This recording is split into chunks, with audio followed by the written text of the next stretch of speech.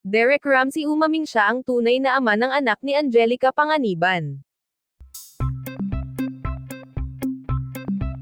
Isang nakakagulat na revelasyon ang lumabas matapos umamin si Derek Ramsey na siya umano ang tunay na ama ng anak ni Angelica Panganiban.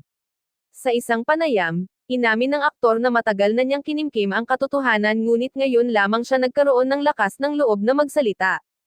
Ayon kay Derek, hindi naging madali para sa kanya ang maglabas ng ganitong pahayag dahil sa mga posibleng epekto nito, hindi lamang sa kanyang personal na buhay kundi pati na rin sa pamilya ni Angelica.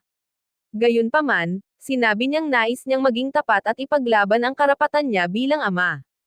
Samantala, nananatiling tahimik si Angelica Panganiban tungkol sa isyu. Marami ang nag-aabang kung paano niya tatanggapin ang pahayag ni Derek at kung paano ito makakaapekto sa kasalukuyang sitwasyon ng kanyang pamilya. Sa ngayon, mainit na pinag-uusapan ng publiko ang revelasyong ito na muling nagbukas ng usapan tungkol sa nakaraan ng dalawang artista.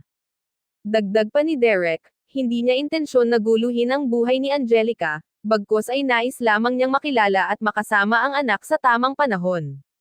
Bilang isang ama, gusto ko lang na malaman ng anak ko ang buong katotohanan at na nandito ako para sa kanya, pahayag ng aktor. Samantala, hati ang reaksyon ng netizens sa naging pagbubunyag na ito.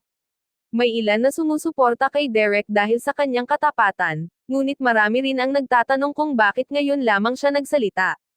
Dahil dito, inaasahang magbibigay rin ng kanyang panig si Angelica sa mga darating na araw upang linawin ang tunay na kalagayan.